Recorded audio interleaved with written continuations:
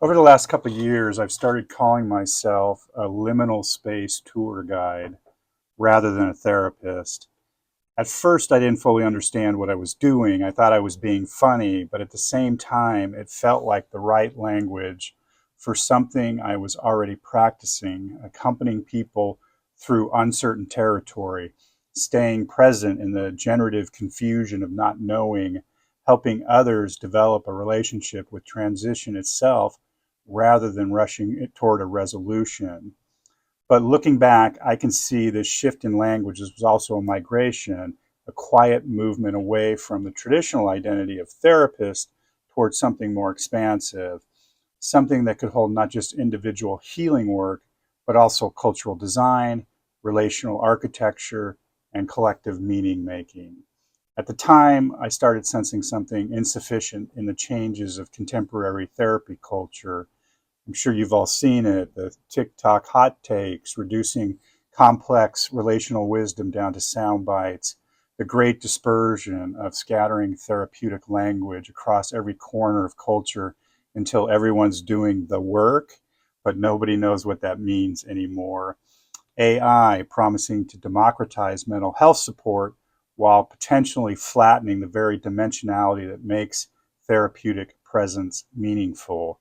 Something more was needed, not a rejection of therapy as it exists, but an evolution, an expansion that could meet the moment we're actually in.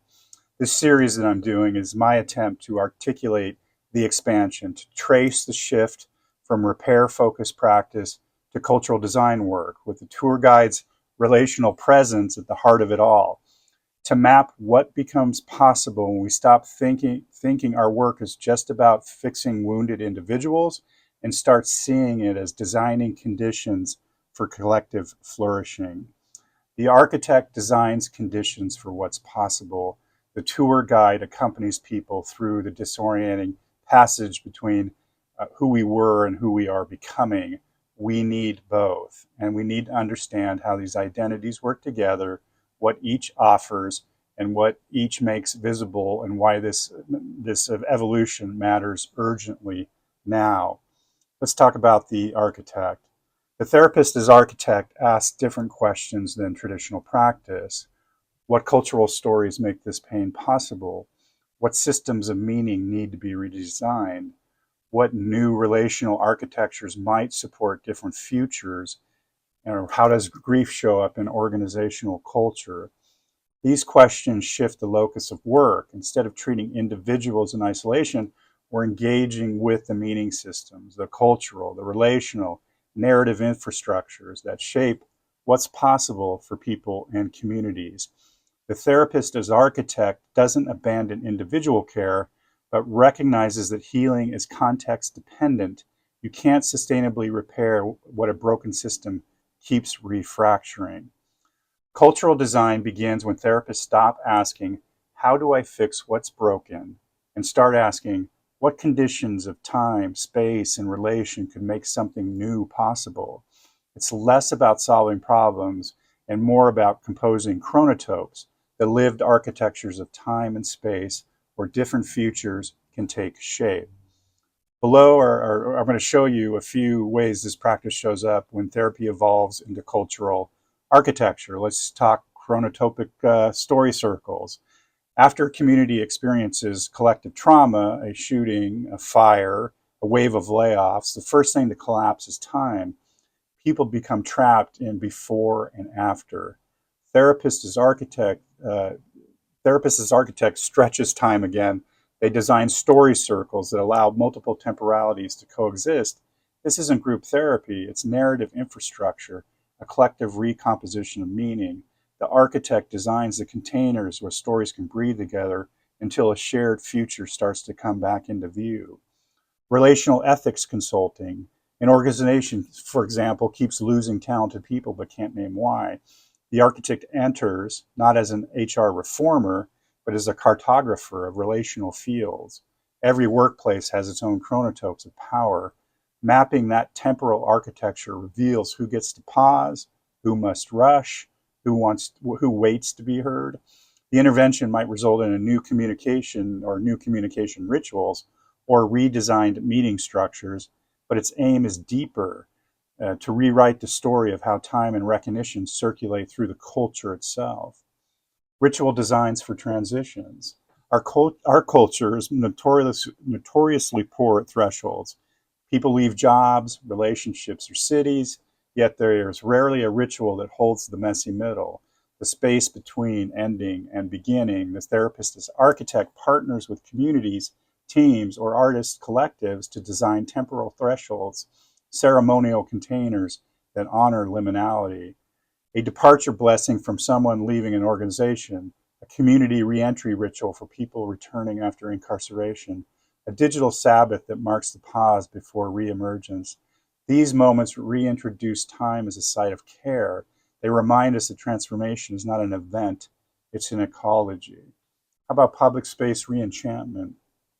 Connection doesn't flourish through optimization. It arises through beauty, wonder, shared rhythm. The architect collaborates with artists, designers, planners to re-enchant public spaces, not with wellness slogans, but with installations that invite encounter and story. Imagine a park where sound sculptures play community voices, reading love letters to their neighborhoods, or a transit station whose walls host collective grief statements after loss. These are civic chronotopes, spaces where meaning circulates again, where strangers become co-authors of the same landscape. How about digital ecology design? Even online, our architectures of relationship shape what becomes possible. In algorithmic spaces of endless acceleration, the therapist as architect might design rituals of slowing, an asynchronous storytelling platform that resists virality, a collective offline hour, a virtual memorial garden that archives the lost. Cultural design here means cultivating humane tempos in the digital world, creating chronotopes of reflection amid velocity. Across all of these, the work of cultural design is temporal and relational. It's about widening the intervals where life can reorganize itself, designing conditions for emergence rather than prescribing solutions. Therapy at this scale becomes an act of world's composition. We stop treating culture as a backdrop and begin shaping it as a medium.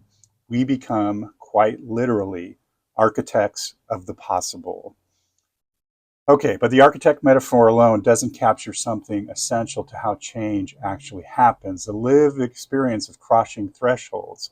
I describe myself as a liminal space tour guide because most meaningful change requires journeys into liminal space, and those journeys almost require fellow travelers.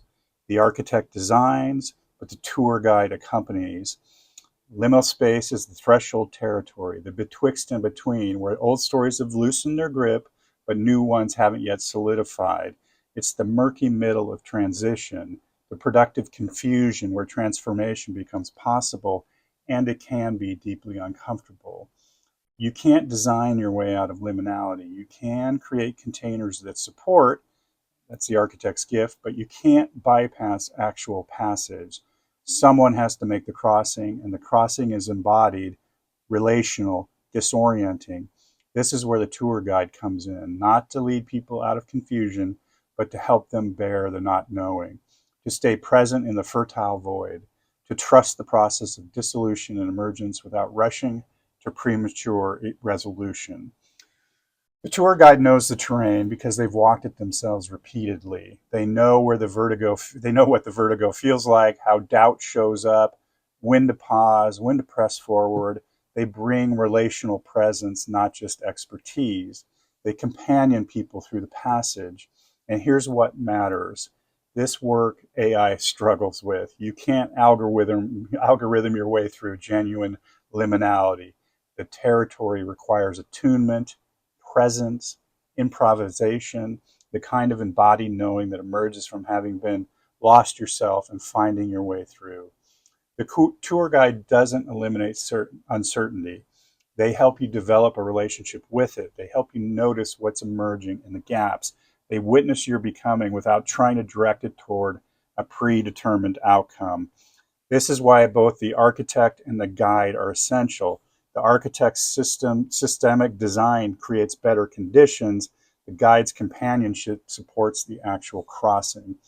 Without the guide, the architect's beautiful containers remain empty theory. You can design all the transition rituals you want, but if no one can help people actually stay present to the disorientation those rituals invoke, they become performative rather than transformative. The architect creates the invitation. The guide walks beside you as you accept it.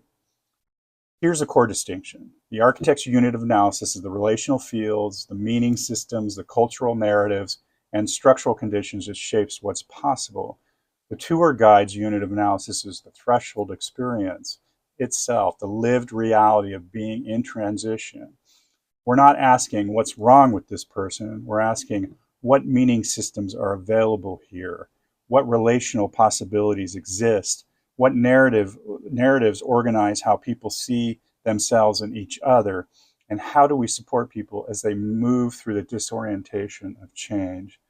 This is what it means to work at the level of culture, not culture in the abstract anthropological sense, but culture as the lived, contested, always being composed set of stories, practices, relational patterns that constitute a group's shared reality. When we're designing culture, we're not imposing a blueprint. We're creating conditions, invitations, containers, rituals that allow new meanings to emerge.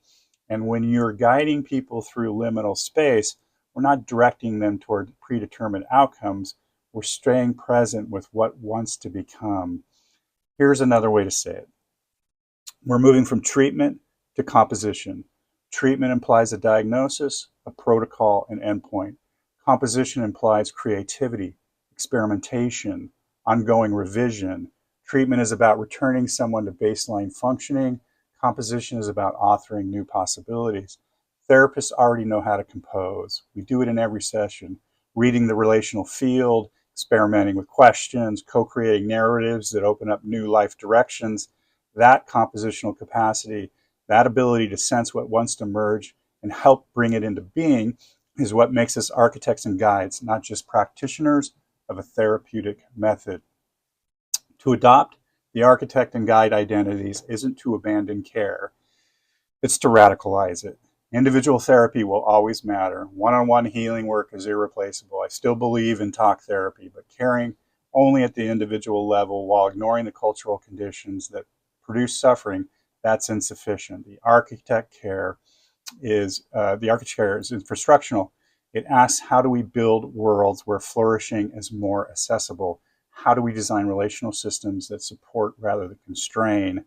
How do we create cultural containers where meaning and connection are abundant, not scarce? The guide's care is presential. The questions are, how do we stay with people in the fertile void?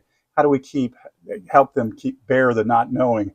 How do we trust emergence without forcing resolution? This is care at scale and care in depth, not industrial or impersonal, but structurally attentive and relationally present.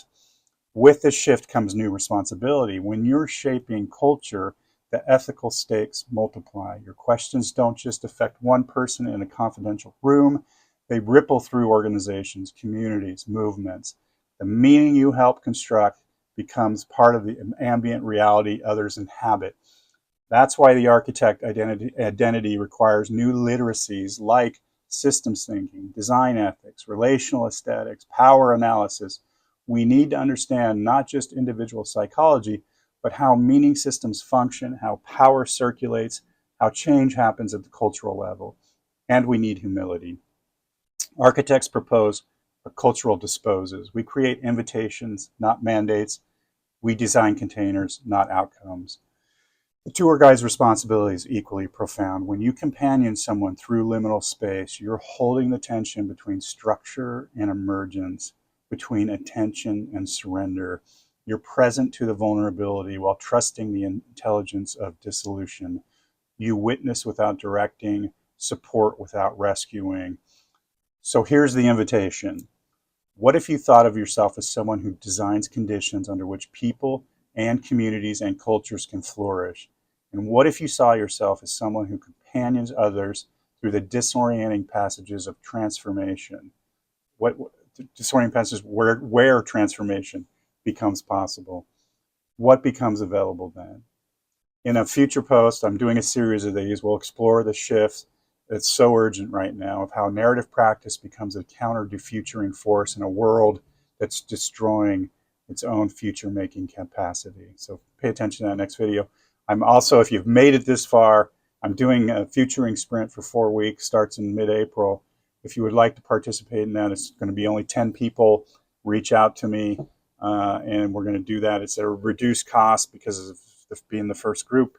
Let me know about that. And of course, as always, peace.